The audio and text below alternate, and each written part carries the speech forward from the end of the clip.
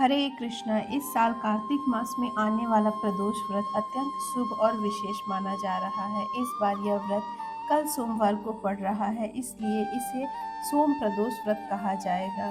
प्रदोष काल में भगवान शिव की पूजा करने से व्यक्ति के सभी पाप नष्ट होते हैं और सभी मनोकामनाएं पूरी होती हैं।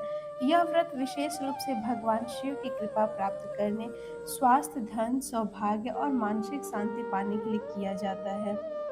यह व्रत भगवान शिव और माता पार्वती दोनों की ही कृपा पात्र है। कहा जाता है कि सोम प्रदोष व्रत रखने से भगवान शिव और माता पार्वती शीघ्र प्रसन्न होते हैं। यह दिन आध्यात्मिक शुद्धि और नई शुरुआत का प्रतीक माना जाता है। इस बार सोम प्रदोष व्रत कई शुभ योगों और नक्षत्रों के संयोग में पड़ रहा है, जिससे इसका महत्व और भी बढ़ गया है। वैदिक पंचांग के अनुसार कार्तिक मास के शुक्ल पक्ष की त्रयोदशी तिथि की शुरुआत 3 नवंबर 2025 को सुबह 5:07 पर होगी और इसका समापन 4 नवंबर 2025 को सुबह 2:05 पर होगा। ज्योतिष गणना के अनुसार इस बार का प्रदोष व्रत 3 नवंबर को ही रखा जाएगा। यह कार्तिक मास का अंतिम प्रदोष व्रत भी है। इस वर्ष कार्तिक मास के शुक्ल पक्ष की त्रयोदशी तिथि पर हर्षण योग का शुभ संयोग बन रहा है। यह हर्षण योग पूरे दिन रहेगा। इसका समापन प्रदोष काल यानी शाम 7:40 पर होगा। ज्योतिषों के अनुसार हर्षण योग में भगवान शिव और माता पार्वती के साथ चंद्रदेव की पूजा करना अत्यंत शुभ माना गया है। इस विशेष योग में की गई आराधना से मनुष्य की सभी मनोकामनाएं पूर्ण होती हैं, जीवन की कठिनाइयां दूर होती हैं और सुख, शांति एवं समृद्धि का वास होता है। ज्योतिष गणना के अनुसार सोम प्रदोष व्रत के दिन शिववास योग का संयोग रहेगा। यह योग देर रात 2:05 तक प्रभावी रहेगा। इस अवधि के दौरान भगवान शिव नंदी पर विराजमान रहेंगे, जिसे अत्यंत शुभ और पवित्र माना गया है। शास्त्रों में कहा गया है कि शिववास योग भगवान शिव की आराधना के लिए अत्यंत फलदायी होता है। इस समय भगवान शिव की पूजा करने से व्यक्ति के पापों का नाश होता है, कष्टों से मुक्ति मिलती है और जीवन में सुख समृद्धि बढ़ती है। इस योग के दौरान भगवान शिव को दूध, जल, शहद और गंगा जल से अभिषेक करें। बेल पत्र, अक्षत, धूप, दीप और श्वेत पुष्प अर्पित करें और ओम नमः शिवाय या महामृत्युंजय मंत्र का जप करें। नंदी देव का दर्शन और पूजन करें, क्योंकि इस अवधि में भगवान शिव उन्हीं की सवारी कर रहे होते हैं। वैदिक पंचांग के अनुसार रवि योग का शुभ संयोग भी 3 नवंबर 2025 को दोपहर 3:05 से प्रारंभ होगा और इसका समापन 4 नवंबर की सुबह में होगा। यह योग शुभ कार्यों, आराधना और व्रत के लिए अत्यंत शुभ माना गया है। ज्योतिषों के अनुसार रवि योग वह शुभ संयोग है जब सूर्य की ऊर्जा और आशीर्वाद के साथ व्यक्ति के जीवन से नकारात्मकता का अंत होता है। इस योग में भगवान शिव की पूजा करने से आरोग्यता यानी उत्तम स्वास्थ्य का वरदान प्राप्त होता है। यह योग शारीरिक और मानसिक कष्टों से मुक्ति, ऊर्जा की वृद्धि और आध्यात्मिक बल देता है। इस योग में स्नान के बाद शुद्ध वस्त्र धारण करें, भगवान शिव का ध्यान करें, शिवलिंग पर गंगा जल, दूध, शहद, चंदन और बेलपत्र अर्पित करें, दीपक जलाकर भगवान सूर्य और भगवान शिव की संयुक्त आराधना करें और ओम नमः शिवाय के साथ आदित्य भोलेनाथ को शक्ति का प्रतीक माना जाता है। यह कहा जाता है कि यदि सच्चे मन से प्रदोष तिथि पर महादेव का दूध से अभिषेक किया जाए तो सभी प्रकार के डर और भय समाप्त हो जाते हैं।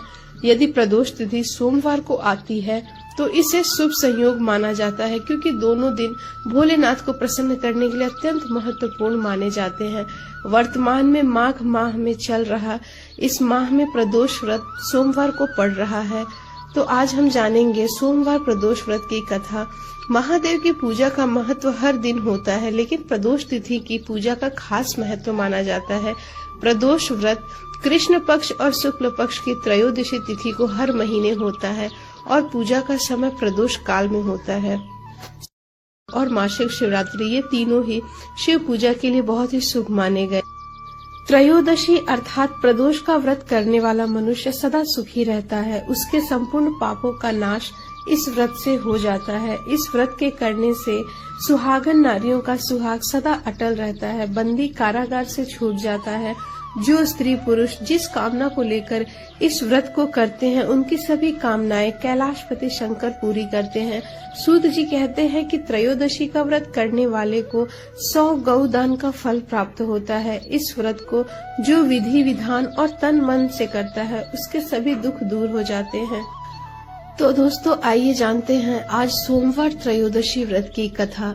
सूत जी बोले, हे ऋषिवरों, अब मैं सोम त्रयोदशी व्रत का महात्म वर्णन करता हूँ। इस व्रत के करने से शिव पार्वती प्रसन्न होते हैं। प्रातः स्नान आदि कर शुद्ध पवित्र हों, शिव पार्वती का ध्यान करके पूजन और अर्घ दें। ओम नमः शिवाय इस मंत्र का 108 बार जप करें। फिर स्तुति करें कि हे प्रभु, मैं इस दुख सागर में गोते खा रहा हूँ और ऋण के भार से दबा हूँ, ग्रह दशा से ग्रसित हूँ। हे दयालु, मेरी रक्षा करिए। सौनकादि ऋषि बोली, हे पूज्यवर महापते, आपने यह व्रत संपूर्ण कामनाओं के लिए बताया है। अब कृपा करके यह बताने का कष्ट करें कि यह व्रत किसने किया और उसका क्या फल मिला। तब सूत जी बोले कि एक नगर में एक ब्राह्मणी रहती थी। उसके पति का स्वर्गवास हो गया था। उसका अभी संसार में कोई नहीं था, इसलिए सुबह होते ही वह अपने पुत्र के साथ भीख मांगने निकल पड़ती थी। भिक्षाटन से ही वह अपने पुत्र का पेट पालती थी। एक दिन ब्राह्मणी भिक्षाटन से घर लौट रही थी तो उसे एक लड़का घायल अवस्था में कराहता हुआ मिला। ब्राह्मणी ने दयावश उसे अपने घर लेकर आई। वह लड़का विदर्भ का राजकुमार था। शत्रु सैनिकों ने उसके राज्य पर आक्रमण कर उसके पिता को बंदी बना लिया था और उसका राज्य हड़प लिया था। इसलिए राजकुमार इधर उधर भटक रहा था। राजकुमार ब्राह्मण पुत्र के साथ ब्राह्मणी के घर में रहने लगा। एक बार गरीब ब्राह्मणी दोनों पुत्रों के साथ ऋषि शांडिल्य के आश्रम में गई। वहां उसने प्रदोष व्रत की विधि और कथा सुनी और घर आकर उसने व्रत करना आरंभ कर दिया। एक दिन की बात है कि दोनों बालक वन में घूम रहे थे। पुजारी का बेटा तो घर लौट आया, लेकिन राजा का बेटा वन में अंशुमति नामक गंधर्व कन्या से मिला। वह उस पर मोहित हो गई और उसके साथ समय गुजारने लगी। एक दिन अंशुमति अपने माता पिता को राजकुमार से मिलाने लाई।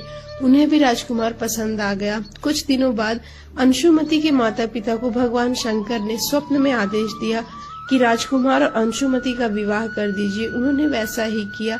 ब्राह्मणी प्रदोष व्रत करती थी।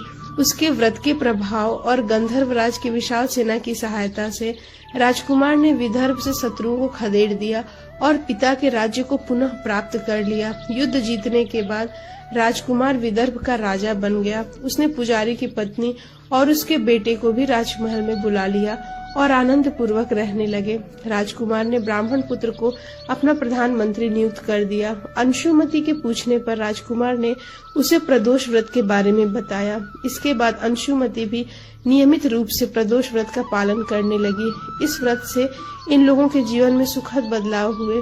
ब्राह्मणी के प्रदोष व्रत के प्रभाव से जैसे राजकुमार और ब्राह्मण पुत्र के दिन फिरे, वैसे ही भगवान शंकर सबके दिन फेरे। सोम प्रदोष का व्रत करने वाले सभी भक्तों को यह कथा अवश्य पढ़नी चाहिए। प्रदोष व्रत की कथा समुद्र मंथन से भी जुड़ी हुई है। जैसा कि हम सब जानते हैं कि इसी समुद्र मंथन के कारण भगवान शिव को हलाहल विष पीना पड़ा था। जीवन का अमृत और अमृत पाने के लिए देवताओं और असुरों ने भगवान विष्णु की सलाह पर समुद्र मंथन शुरू किया था। समुद्र मंथन से भयानक हलाहल विष उत्पन्न हुआ जो ब्रह्मांड को निगलने की क्षमता रखता था। भगवान शिव देवताओं और राक्षसों के बचाव में आए और उन्होंने विष का पान किया। पौराणिक कथाओं के अनुसार देवता और असुर दोनों ही अमृत की खोज में भगवान विष्णु के पास पहुंचे। भगवान विष्णु की सलाह पर ही उन्होंने यह सब किया था। इस समुद्र मंथन में कीमती रत्न आभूषण इत्यादि देवताओं और असुरों के द्वारा प्राप्त किया गया। साथ ही विष इतना ज्यादा जहरीला और खतरनाक था कि वह पूरे ब्रह्मांड को नष्ट कर सकता था।